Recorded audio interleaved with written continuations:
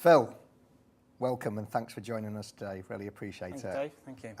Very impressive video there. Congratulations on what you've achieved so far. Always very difficult to watch yourself on television.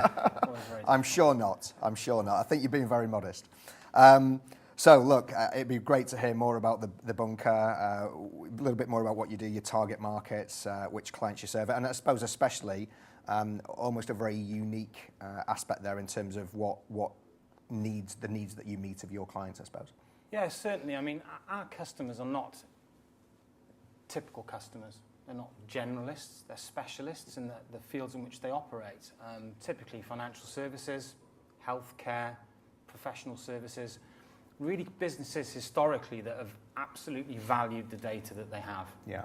Whether that be intellectual property or personally identifiable information.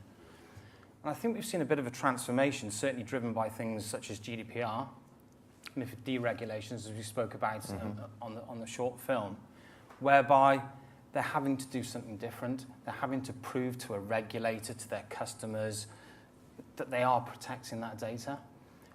And they're faced with that challenge. They've been faced with the challenge for years and years and years about what traditional storage allows them to do. Going out every month and writing a new check for a new controller or a new storage array. Yeah.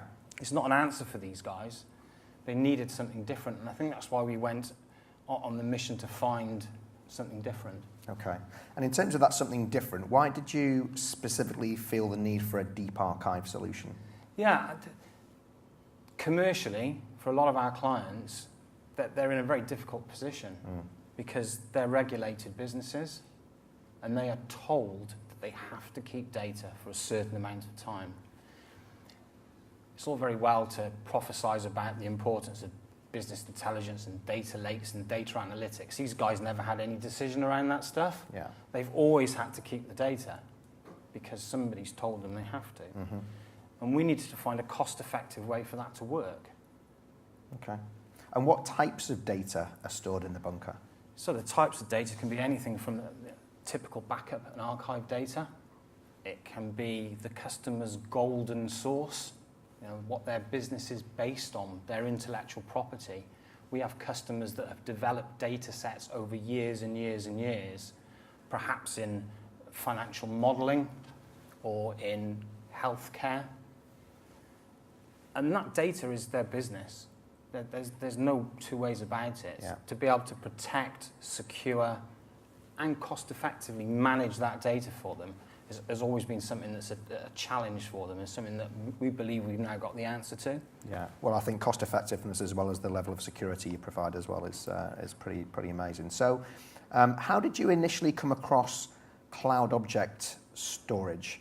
And when you were, I'm guessing for the kind of service you provide, you put it through its paces. How was all the testing environment when you went through it?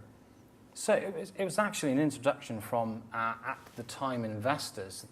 The chief investment officer of our investors at the time had read about the CleverSafe technology and the investment that it was getting in the States at the time. And he said, Phil, I was the CTO of the business at the time, Phil, have a look at this. These guys must have something pretty special with this, because just look at the people that are putting money into it. Yeah. And this guy knows nothing about technology. He's an investor. Okay.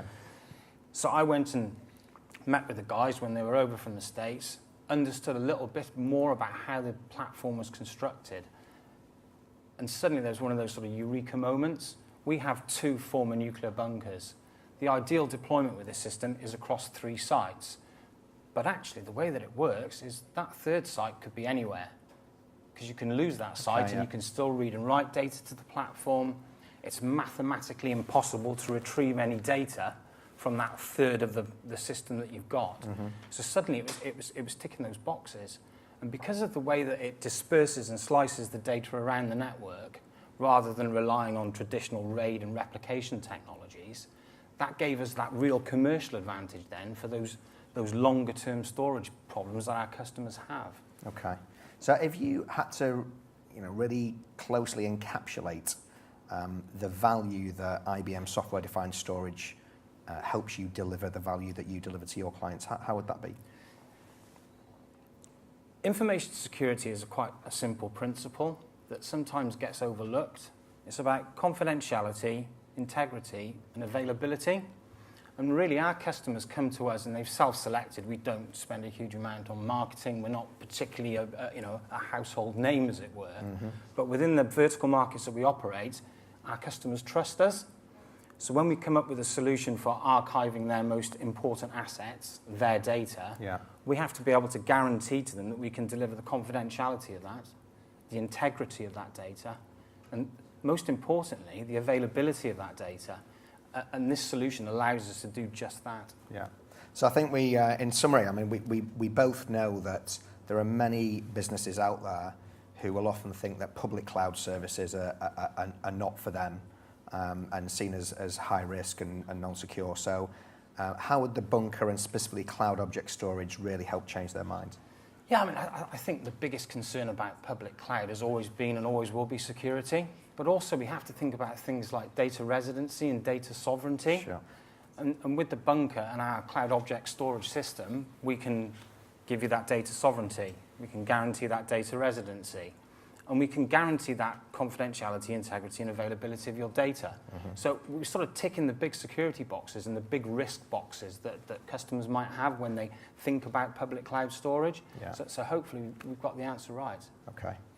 Well, Phil, look, really many thanks for giving us an insight into terms of what the bunker do and how you use IBM technology. And I think the most pleasing thing, I think, from my perspective, that you've said for you, your business and your clients is that there really doesn't have to be that compromise between cost and security. Absolutely. And I think you're a perfect example of that. So many thanks for being a great IBM client and partner and for joining us on the sofa today. No problem at all. Thanks very much, Phil. Thank you. Okay, thank you.